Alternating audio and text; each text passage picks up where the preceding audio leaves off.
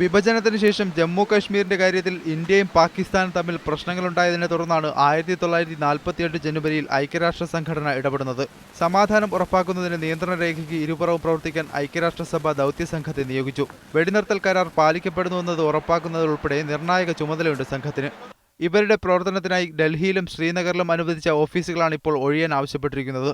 ഭക്ഷ്യവസ്തുക്കൾ, ഇന്ധനം എന്നിവയും മറ്റു സൗജന്യങ്ങളും പിൻവലിക്കുകയാണെന്നും കേന്ദ്ര വിദേശകാര്യ മന്ത്രാലയം അറിയിച്ചിട്ടുണ്ട്. 1949 കറാച്ചി കരാർ അനുസരിച്ചാണ് ദൗത്യസംഘം പ്രവർത്തിച്ചിരുന്നതെന്നും ആ കരാർ 1971 യുദ്ധത്തോടെ ഇല്ലാതായെന്നും കേന്ദ്ര സർക്കാർ പറയുന്നു.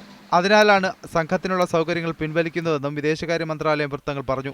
വിദേശകാര്യ മന്ത്രാലയത്തിന്റെ നിർദ്ദേശം ലഭിച്ചതായി ദൗത്യസംഘം സ്ഥിരീകരിച്ചു. എന്നാൽ UN നിഷ്കർഷിച്ച ജോലികൾ തുടർന്നും ചെയ്യുമെന്നും പകരം ഓഫീസ് സംവിധാനങ്ങൾ ലഭ്യമാക്കാൻ ശ്രമം ആരംഭിച്ചുവെന്നും ഡൽഹി ഓഫീസിന്റെ ചുമതലയുള്ള മേജർ നിക്കോളാസ് ഡെയ്സ് ഹിന്ദു ദിനപത്രത്തോട് പറഞ്ഞു. News desk, media 1.